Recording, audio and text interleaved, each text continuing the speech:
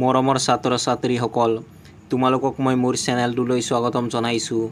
আজি মই ক্লাছ 7ৰ সমাজ বিজ্ঞান পাঠ্যপুথিৰ পাঠ 13 প্ৰাক ঐতিহাসিক অসম পাঠটোৰ অনুশীলনীৰ প্ৰশ্নসমূহৰ উত্তৰসমূহ আলোচনা কৰিম।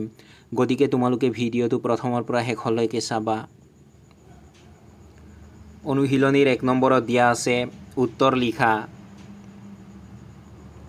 ক নম্বৰ প্ৰশ্নটো হৈছে নৱগ্ৰহ মন্দিৰ ক'ত অৱস্থিত? তোমালোকে উত্তৰত লিখিবা নৱগ্ৰহ মন্দিৰ গুৱাহাটীৰ চিত্ৰাচল পাহাৰত অৱস্থিত।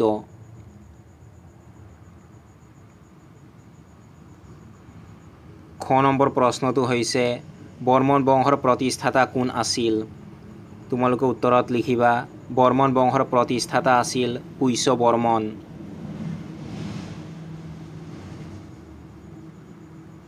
গ নম্বৰ প্ৰশ্নটো হৈছে হিউৱেন চাঙে কোন বিশ্ববিদ্যালয়ত বৌদ্ধ ধৰ্ম সম্পৰ্কে চৰ্চা কৰিছিল? তোমালোকে উত্তৰত লিখিবা হিউৱেন চাঙে ভাৰতৰ নালন্দা বিশ্ববিদ্যালয়ত বৌদ্ধ ধৰ্ম সম্পৰ্কে চৰ্চা কৰিছিল।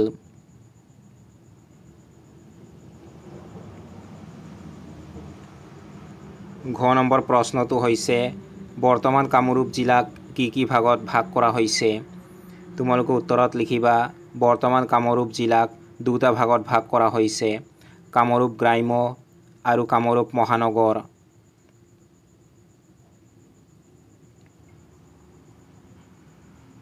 ঙ নম্বৰ প্ৰশ্নটো হৈছে দানৱ বংশ কোনে প্ৰতিষ্ঠা কৰিছিল? তোমালোকে উত্তৰত লিখিবা মহীৰংগ দানৱে দানৱ বংশ প্ৰতিষ্ঠা কৰিছিল। প্ৰথম 6 নম্বৰ প্ৰশ্নটো হৈছে ডুবি আৰু নিধানপুৰ তাম্ৰলিপি কাৰ ৰাজত্বকালত খোদিত কৰা হৈছিল? তোমালোকে উত্তৰত লিখিবা ডুবি আৰু নিধানপুৰ তাম্ৰলিপি ভাস্কৰ বৰ্মনৰ ৰাজত্বকালত খোদিত কৰা হৈছিল। 2 নম্বৰত দিয়া আছে শুদ্ধ অশুদ্ধ বিচাৰ কৰা। ক নম্বৰ উক্তিটো হৈছে ৰামায়ণ মহাভাৰত হ'ল হিন্দু ধৰ্মৰ দুখন মহাকাব্য। এই উক্তিটো শুদ্ধ, গতিকে তোমালোকে উত্তৰত লিখিবা শুদ্ধ।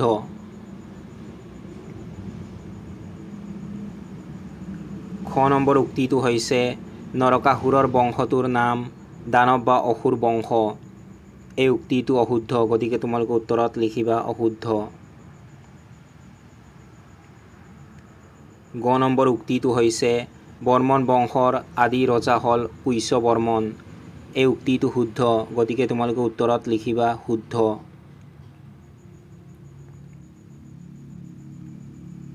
ঘ নম্বৰ উক্তিটো হৈছে বান ৰজাৰ জীয়ৰীৰ নাম আছিল ঊষা। এই উক্তিটো শুদ্ধ, গতিকে তোমালোকে উত্তৰত লিখিবা শুদ্ধ। ঙ নম্বৰ উক্তিটো হৈছে ঈদসিঙে চি.ইউ.কি পুথিখন ৰচনা কৰিছিল। এই উক্তিটো অশুদ্ধ, গতিকে তোমালোকে উত্তৰত লিখিবা অশুদ্ধ।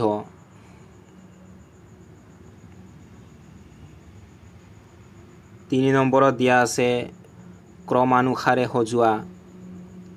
প্ৰথমতে তোমালোকক দিয়া আছে বৰ্মন বংশ, দানৱ বংশ, তাৰ পাছত পাল বংশ, তাৰ পাছত শালস্তম্ভ বংশ, তাৰ পাছত ভৌম বংশ। এইবোৰ ক্ৰমানুসাৰে সজালে হ'ব। তোমালোকে উত্তৰত লিখিবা দানৱ বংশ, ভৌম বংশ, বৰ্মন বংশ, শালস্তম্ভ বংশ, তাৰ পাছত পাল বংশ।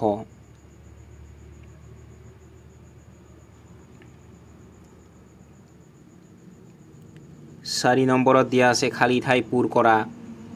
ক নম্বৰত দিয়া আছে দানৱ ৰাজ্যৰ ৰাজধানী আছিল দেশ। তোমালোকে খালী ঠাইত লিখিবা মৈৰাংশ।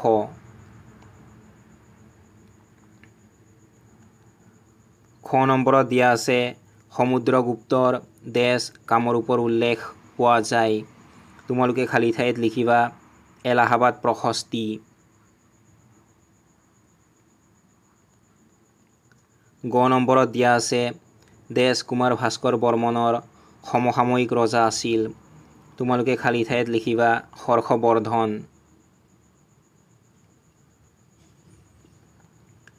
ঘ নম্বৰত দিয়া আছে মদন কামদেৱ মন্দিৰ দেশ ৰজাসকলৰ স্থাপত্য কীৰ্তি।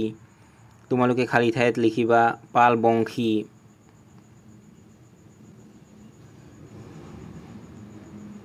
নম্বৰত দিয়া আছে দেশ হ'ল শালস্তম্ভ বংশৰ প্ৰতিষ্ঠাপক। তোমালোকে খালী ঠাইত লিখিবা শালস্তম্ভ।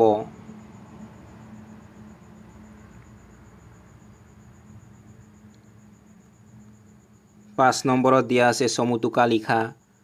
ক নম্বৰত দিয়া আছে শালস্তম্ভ বংশ। তোমালোকে উত্তৰত লিখিবা বৰ্মন বংশৰ পাছত শালস্তম্ভসকলে কামৰূপৰ সিংহাসন দখল কৰে। এই বংশৰ 21জন ৰজাই কামৰূপত প্ৰায় 300 বছৰ কাল ৰাজত্ব কৰিছিল। এই ৰাজবংশৰ প্ৰতিষ্ঠাতা শালস্তম্ভই কামৰূপ ৰাজ্যৰ ৰাজধানী তেজপুৰলৈ স্থানান্তৰ কৰি ঠাইখনৰ নাম হাৰুপেশ্বৰ ৰাখিছিল। তেওঁলোক শৈৱপন্থী আছিল যদিও তান্ত্ৰিক ধৰ্মইও তেওঁলোকৰ ৰাজত্বকালতে প্ৰসাৰতা লাভ কৰিছিল।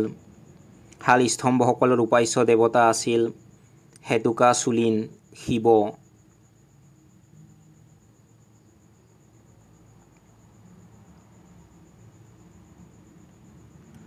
খ নম্বৰত দিয়া আছে পাল বংশ। তোমালোকে উত্তৰত লিখিবা শালস্তম্ভসকলৰ পাছত পাল নামৰ ৰাজবংশই কামৰূপ ৰাজ্যৰ ৰাজপাটত উঠে। ব্ৰহ্মপাল এই ৰাজবংশৰ প্ৰতিষ্ঠাতা বুলি জনা যায়। এওঁলোকৰ ৰাজধানী দুৰ্জয়নগৰ বৰ্তমানৰ উত্তৰ গুৱাহাটী আছিল। পালসকল হিন্দু ধৰ্মী আছিল আৰু তেওঁলোকৰ ৰাজত্বকালত মদন কামদেৱ মন্দিৰৰ দৰে স্থাপত্য কীৰ্তি গঢ়ি উঠিছিল।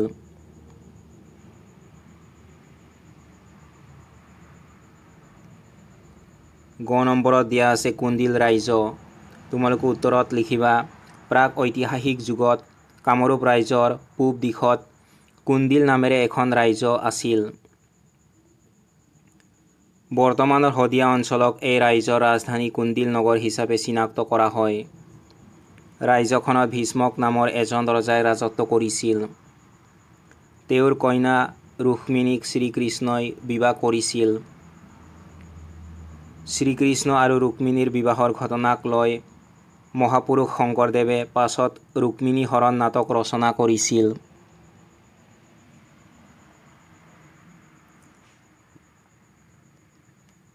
ঘ নম্বৰত দিয়া আছে কামৰূপৰ আৰ্থ-সামাজিক অৱস্থা।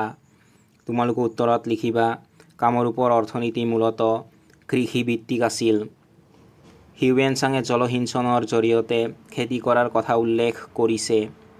ইয়াৰ উপৰি মাছ ধৰা, সোণ উলিওৱা, কাপোৰ বোৱা আদি বৃত্তি আছিল। আভ্যন্তৰীণ বাণিজ্যৰ লগতে তিব্বত আৰু ভূটানৰ সৈতে বাণিজ্যিক সম্পৰ্ক আছিল। সমাজত জাতি ভেদ প্ৰথাৰ কঠোৰতা নাছিল আৰু লোকসকলে প্ৰকৃতিৰ উপাসনা কৰিছিল।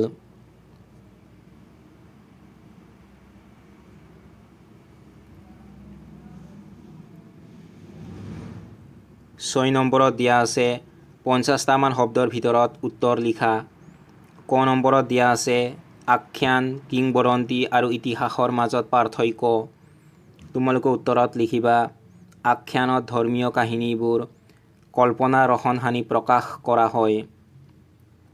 আনহাতে কিংবদন্তিবোৰত দেৱ-দেৱী বা কোনো বিশেষ ব্যক্তি সম্পৰ্কে বছৰ বছৰ ধৰি প্ৰবাদ অথবা জনশ্ৰুতিৰ প্ৰচলন ঘটে। ইয়াৰ বিপৰীতে ইতিহাসৰ পৰা অতীতৰ ঘটনাৰাজিৰ সঠিক আৰু বিশদ বিৱৰণ লাভ কৰিব পাৰি।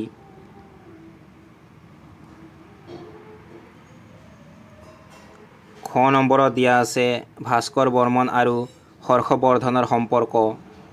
তোমালোকে উত্তৰত লিখিবা ভাস্কৰ বৰ্মন আৰু থানেশ্বৰৰ ৰজা হৰ্ষবৰ্ধনৰ মাজত সুসম্পৰ্ক আছিল। হৰ্ষবৰ্ধনৰ ৰাজত্ব কালতে চীনা পৰিব্ৰাজক হিউৱেন-চাং ভাৰতলৈ আহিছিল। ভাস্কৰ বৰ্মনৰ অনুৰোধত হিউৱেন-চাঙে কামৰূপতো কিছুদিন আছিল।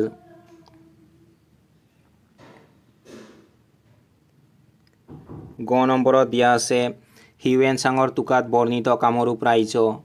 তোমালোকে উত্তৰত লিখিবা হিউৱেন-চাঙৰ টোকা মতে কামৰূপৰ পৰিধি প্ৰায় 1700 মাইল আছিল।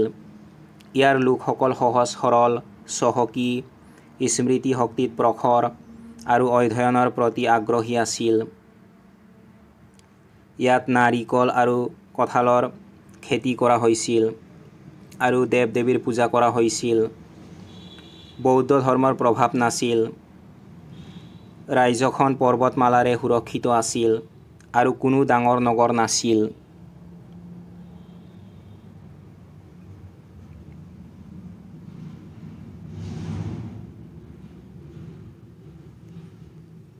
সাত নম্বৰ প্ৰশ্নটো হৈছে পুৰণি কামৰূপ ৰাজ্যৰ মানচিত্ৰত থকা ঠাইবোৰৰ এখন তালিকা প্ৰস্তুত কৰা। তোমালোকে উত্তৰত লিখিবা পুৰণি কামৰূপ ৰাজ্যৰ মানচিত্ৰত থকা ঠাইবোৰ হ'ল বিদৰ্ভ ৰাজ্য, প্ৰাগজ্যোতিষপুৰ, শোণিতপুৰ, ডবকা, শদিয়া, ৰত্নপীঠ, কামপীঠ, স্বৰ্ণপীঠ, সৌমাৰপীঠ।